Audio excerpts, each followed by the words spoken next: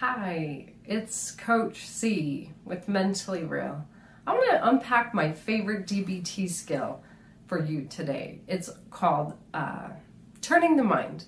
It's an effective tool to use against rumination, negative self-talk, and the ants, right? Those automatic negative thoughts that can sabotage our confidence, our willingness to take risks, and get out there and socialize. And a lot of us are coming back in from a strange year socially where our work life was impacted, our social life was impacted.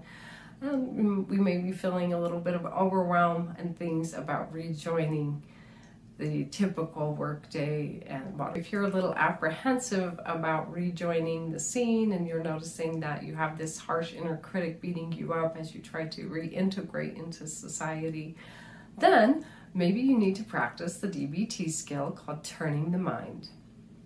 It just basically involves observation of the content of your thoughts, slowing down enough to know like, oh, okay, my brain is presently thinking I'm a no good loser and I don't have this skill or ability.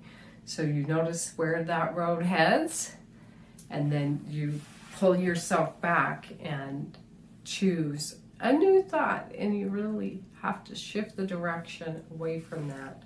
And I like to take a micro step, right? So if I'm thinking I'm no good, I'm a loser, and there's this really negative storyline that is going to erode my confidence, I need to bring it back in a reasonable way by saying something like, oh, find something to land on where I can appreciate something about myself. Oh, I'm smart, I'm enterprising, I'm resourceful, I know enough. Turning the mind over and over again.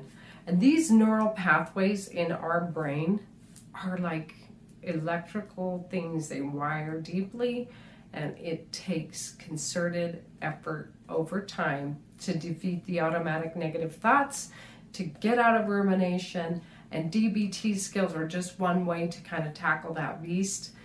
The other thing would be certainly to use things like visualization, writing exercises, self-authoring, so that you can actually examine the contents of your thought, choose again, write a new story.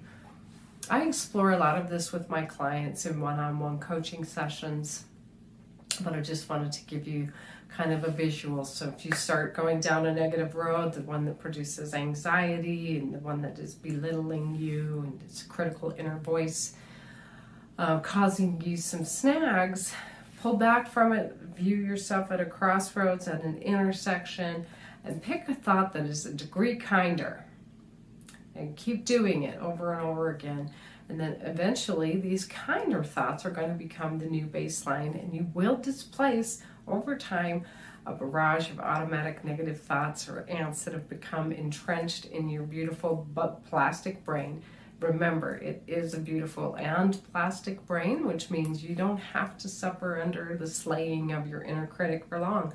Believe me, I had a merciless crucifier inside of me, but with these techniques of skill application, believing in my neuroplastic brain, taking good care of it, mind-body practices, visualization, essentially pulling out all the stops so I could stop hating myself to the degree that I wanted to die, has allowed me to kind of, I feel like, create this whole new architecture within my brain and my perceptive tool that is one that feels very liberated, joyful, and content.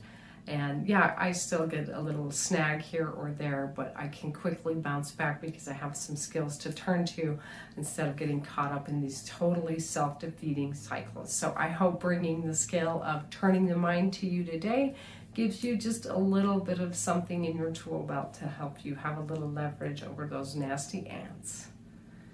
Thanks for watching, and subscribe to Mentally Real for future updates about real things that really matter. Bye for now.